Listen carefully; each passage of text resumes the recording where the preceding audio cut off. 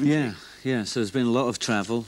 I've basically been on the road for about 8 months now, non-stop since the album came out, just trying to plug away, which is it's been quite a lot of hard work, but all good stuff, you know.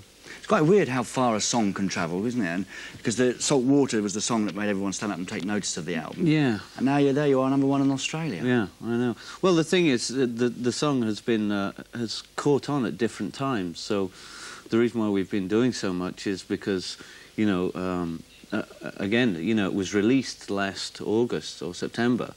And, you know, only after Christmas did it start getting anywhere in the charts in Australia. So, and with France, they're still on the first single, Saltwater. You know, crazy, in other countries, we're on the third single and then the second in others. So we're all, you know, it's back and forth, a lot of that. It's a good job you're happy with your work, because remember when you were at school and you used to write all those poems, and a year later you think, oh no, look, how could I have written that? Well, I mean, well, that can happen with some work you do. You know, I mean, I have those certain feelings about some work on some albums, you know, but that shall remain nameless. I'm sure they will. I remember reading, actually, that you went through a really painful process when you were writing this album. Sort of, yeah. Well, I locked myself away in a room for about 8 months, a little grey room, mainly just to try and get a lot of things that had been bothering me for years and years off my chest.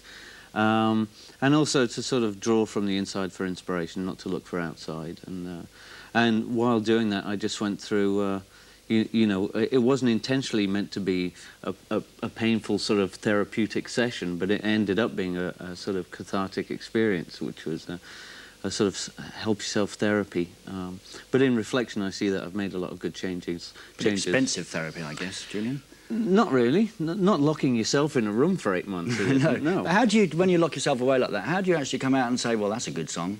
Because you must have a lot of yes people around you, if we're to believe the hype. Not anymore, no. No, it's a different way these days. It used to be that situation, but I have a lot of good, honest people that work with me and around me. And one of the main reasons I worked with Bob Ezrin was the producer for this album, was for that reason, for him to sort of stand over my shoulder and, you know, read and listen to what I'd done and say, this is crap, you know, this is awful. And I would fight and argue with him, and he would go away, and most of the time he'd be right, and I'd say, all right, back to work. But sometimes he'd be wrong, so it was a lot of sort of arguing and headbutting, but it seemed to have worked in the end. Good, yeah, well, it's been very successful for you. OK, we'll be back with Julian in a minute to chat more about other things. Let's see if Bruce Springsteen... No, he's not going to Bruce Springsteen anymore, are we? So they're telling me Crowded House we're going into now, so I wonder if they have the same writing arrangement. This is a great single from them. Always Take the Weather Is Wanted with Julian Lennon.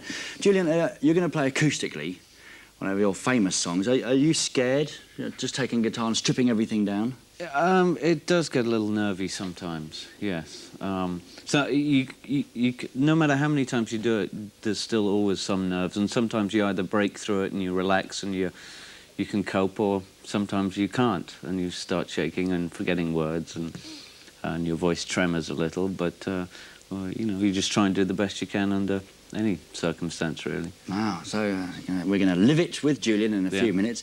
Now, you're a great believer, like I've always heard this, that if a song sounds good on an acoustic guitar alone, then it's going to be a good song. Yeah, definitely so, definitely so. I mean, I try to write with that in mind. And I've sort of learnt, we've been doing, Justin Clayton, my guitarist, and I have been doing sort of mini acoustic sets all over the place. And you sort of learn what a good song is from doing that, from stripping it down, because then you find that stuff that has a lot of production that you can't play on acoustic guitar doesn't feel right, and it doesn't feel comfortable when you're in a situation like this, you know. I think generally with those kind of songs that are simple on acoustic, that you have to have a good melody, and generally if you have a good melody, then most people that hear that will remember it and whistle it or do whatever, and so it's sort of, yes. Well, I think... Was that a long enough... Yes, that's very good. You're a perfect guy to have on the first Sorry, one. I'll shut up. No, you're perfect, Julian. I think, right, OK, I don't have to do too much work here. So your Salt Water's coming up pretty soon, live, and that should lend itself well to an acoustic version, I think. Well, yeah. Yeah, we'll see.